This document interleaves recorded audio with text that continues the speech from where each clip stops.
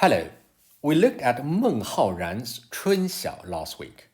One amazing thing about the Tang dynasty is that most of those famous poets in the same era knew each other very well and admired each other, and together they pushed poetry to unprecedented height in their time. Today we'll learn a poem by Li Bai. And from this we can see the deep friendship he had with Meng Haoran, who was about 10 years older than him. This is a 七言绝句, which means each of the 4 lines has 7 characters, so can include more information than 五言绝句, but it's still fairly short. The title is a bit long. It's called 黄鹤楼送孟浩然之广陵. This is actually one of the traditions of the Chinese poetry, and we can find this in many similar cases, where the title explains the background of the poem in great details. So it's interesting to note that while some poems have no real titles, such as 绝句 or 杂诗 or simply 无题, literally meaning no titles, some other poems can have a very long one, such as this poem. In fact, some could be even much longer. Anyway, here, 黄鹤楼 is a place where this poem was written. Literally, it means yellow, 黄. Crane is 鹤, and 楼 is building. And in this case, a tower building. It's one of the most famous historical buildings in China, located by the Yangtze River in the city of Wuhan in the current day. There are legends about the name of this building, why it's called Yellow Crane Tower, but that's a story for another day. Song here means to see someone off, bidding farewell to someone as he or she leaves. So here, Li Bai is saying farewell to Meng Haoran at Huanghelou. Where is Meng Haoran going? He's going to a place called Guangling. Here, 之 means to go to. Let's have a look where these various places are. This is the Yangtze River, and it flows from the west to east. And here is Wuhan, where Huanghelou is. Guangling is also called Yangzhou, and it's here. In fact, in modern days, the city is just called Yangzhou. So Meng Haoran was traveling by boat from Huanghelou to Guangling via the Yangtze River. With this in mind, we are ready to look at this poem. 黄鹤楼送孟浩然之广陵，唐·李白。故人西辞黄鹤楼，烟花三月下扬州。孤帆远影碧空尽，唯见长江天际流。故人 refers to Meng Haoran. Gu means old, or from the old time, as we say 故事, things that happened in the old time, which means story. So 故人 is a person that is known from the old time. It's a very warm way to say a dear old friend. 西 is west, and 辞 is to say goodbye. As we can see, Meng Haoran was traveling towards the east. So when he said farewell to Li Bai from his boat, he was facing west towards Huanghelou. Therefore, it's 西辞. And we know already where he was going. He was going to Guangling, or Yangzhou. But in what fashion?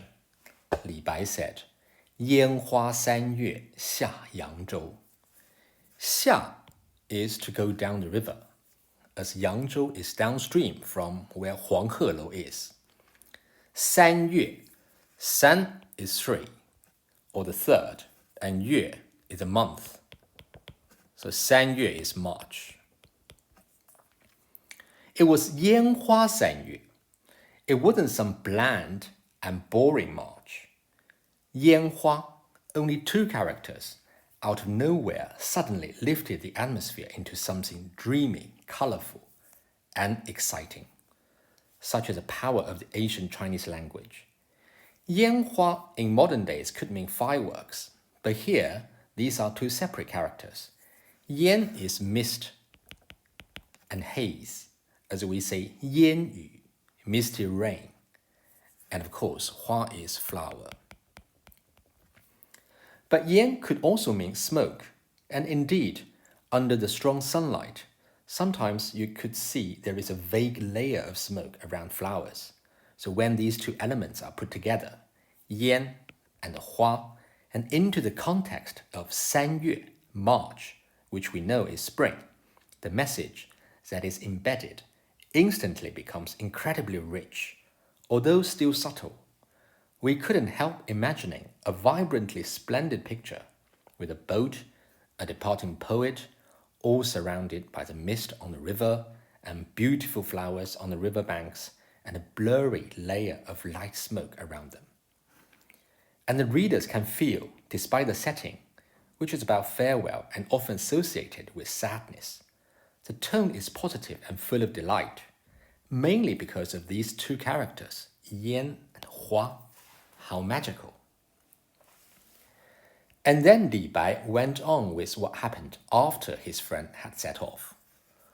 孤 means lone or single. 帆 means sail as a noun. So 孤帆 means there is only one sailing boat on the river, and Meng Haoran was on that boat, sailing to Yangzhou.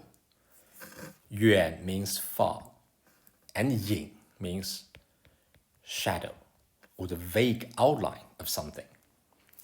碧 is green or blue.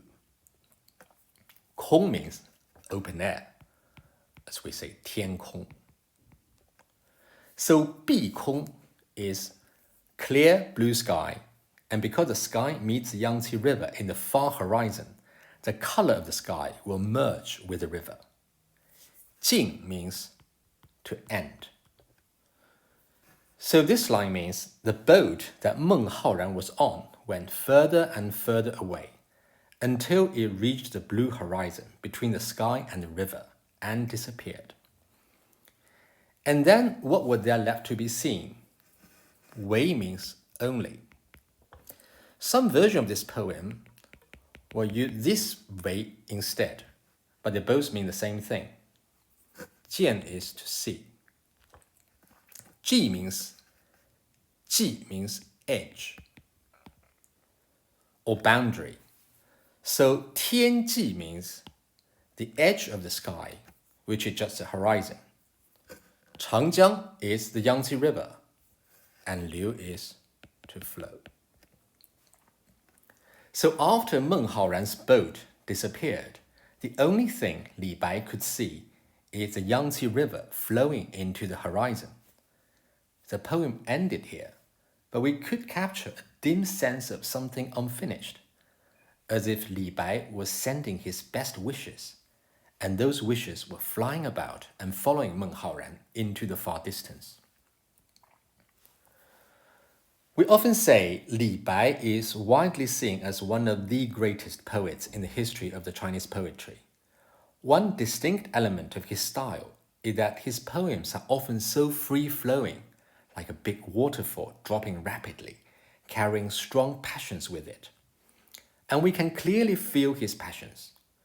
Of course, this is most evident from his much longer works, but here in such a short 七绝, we can also see this. In terms of structure or language, there is nothing clever or special about this poem. Li Bai just wrote everything down following a simple timeline, no suspense, no surprise. Yet, because of this way of writing, Li Bai wrote freely what his eyes saw and what his heart told him. Even only by picking very plain and common words, through some inexplainable magic, he created a fascinating effect, took the readers with him, made us feel inspired and heroic, and want to follow the flowing river to the end of the world.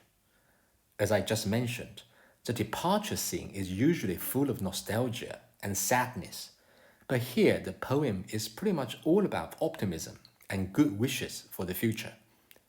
Perhaps that's because Li Bai was still young then and was more keen to look forward to a great future for himself, for his friend, and for the Tang dynasty. This poem is a great example of what Tang poetry at its prime looks like. That's all for today. See you next time.